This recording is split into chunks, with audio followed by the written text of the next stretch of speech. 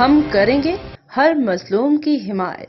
السلام علیکم ناظرین، میں ہوں حرین فاطمہ اور آپ دیکھ رہے ہیں حمایتی نیوز HD چینل۔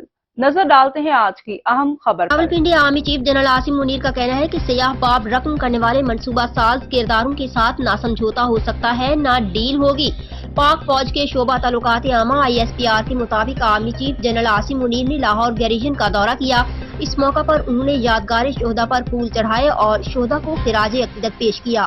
انہوں نے کہا کہ بلا شبہ 9 مئی پاکستان کی تاریخ میں ایک سیاہ دن رہے گا۔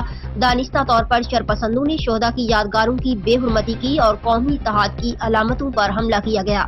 آرمی چیف نے کہا کہ پرتشدد اور مذموم کارروائیوں کی وجہ سے دشمنوں کو مذاق اڑانے کا موقع دیا گیا۔ اب وہی سازشی عناصر ڈھٹائی سے بیانیے کو توڑ مروڑ کر پیش کر رہے ہیں۔